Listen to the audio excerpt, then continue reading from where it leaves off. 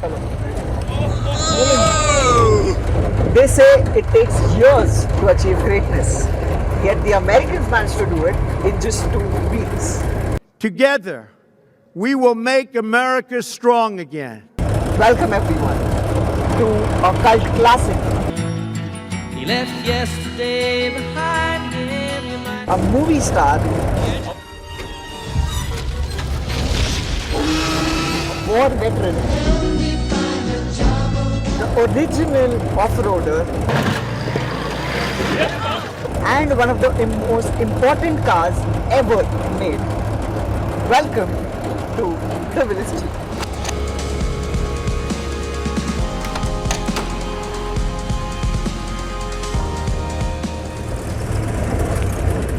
Before I get into the Jeep's driving impression, I can't skip the list of achievements the Jeep has gathered for itself.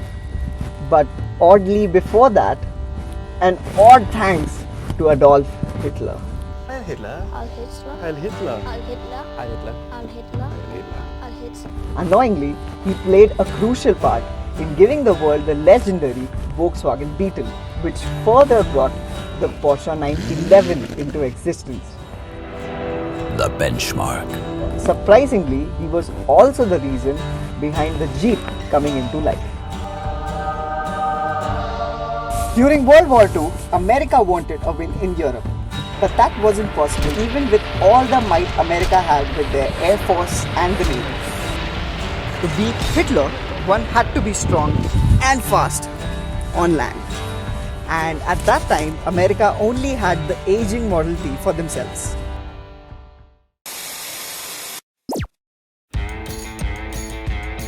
Hence, the American government demanded car makers to come up with a 4x4 car in less than 2 weeks that could carry 4 and have a wheelbase not more than 80 inches so they could squeeze in maximum units in an aircraft.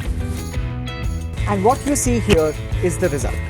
Not exactly the same result, as this Jeep belongs to the CJ series, the civilian Jeep series, whereas the one that fought the World War belonged to the MB model. That military version had straighter body panels and no doors for quicker production. The mechanicals were made so simple that they could be fixed on the go. And the engine had one of the most kick-ass names ever, Go Devil. I wonder who it was secretly named after. Hitler. Heil Hitler. Heil Hitler. Heil Hitler. Heil Hitler. Heil Hitler. Heil Hitler. Heil Hitler. But who knew a design that would be sketched up in just 2 weeks would last more than half a century? Wait, more than that. Today, everybody relates this body style to a Jeep. It's one of the most recognizable cars in the whole world. He left yesterday behind him. And not just to the general public. The Jeep finds itself as one of the only 8 cars and America's only to be stationed at the New York Museum of Art. Alongside what, you ask? A Porsche 911 and Enzo Ferrari's beloved Jaguar E-Type. That's like putting it in the same room as an automotive Mona Lisa.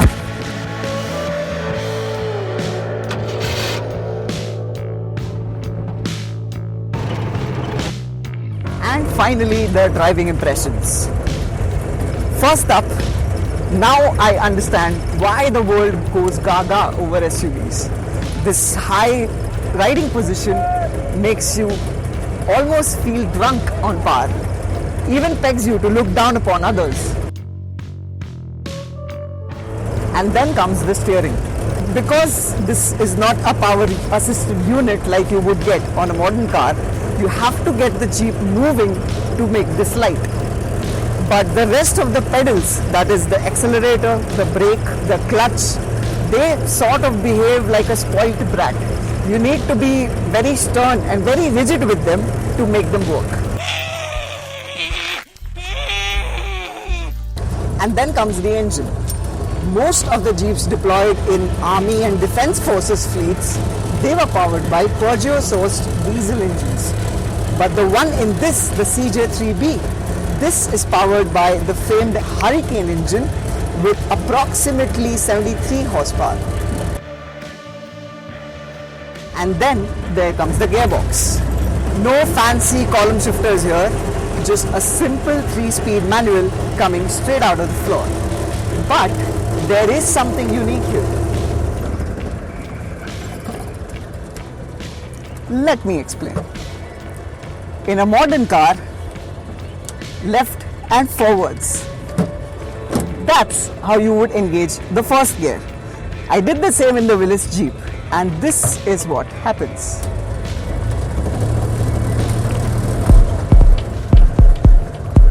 This is called a dog-leg transmission. As the first gear is only required to get the car moving, this pattern allows for faster shifts between the second and the third. This allows for building up speed much easily, and when you're up against Hitler, speed is oxygen. So now you know all about this gear, but what about these two little levers? Now off-road enthusiasts would be pleased to know that this lever is used to engage four-wheel drive by putting it behind. And this lever engages low-range gearbox for climbing up steep hills, or if you want more power in the lower range of the gearbox. So you move this gear lever upside, and the opposite happens, the high range gearbox or differential speed, when you put the gears down. Though it's the ride, the unforgiving ride, that both helps and ruins its case. You see, the Jeep was the ideal vehicle for post-independent India. Mostly because back then India didn't have proper roads, and the Jeep was built so tough that it could go into any terrain that no other car ever could. No wonder you see all the defense forces and police personnel having armed with Jeeps. The simple leaf spring suspension was super easy to fix, even on the go.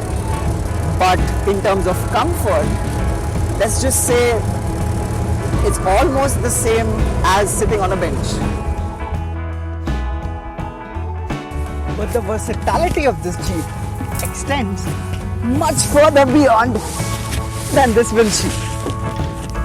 You see, throughout its lifetime, the Jeep has spawned various body styles, including ambulances, pickup trucks, tractors, and even amphibious vehicles. But most importantly, this G.I. Joe on wheels was the template upon which, believe it or not, Land Rover was born. But not just Land Rover, even Mahindra and Mahindra for that matter started out as a company assembling these Willys Jeeps to now becoming a full-blown SUV car maker we know today. And do I really need to talk about the entire Jeep brand that's built up upon this singular model? So, to sum up the Willys Jeep, it's a jack of all trades and master of many. The Jeep is a military vehicle turned into a lifestyle, America's greatest contribution to modern warfare, a verified design icon, and the world's first ever SUV.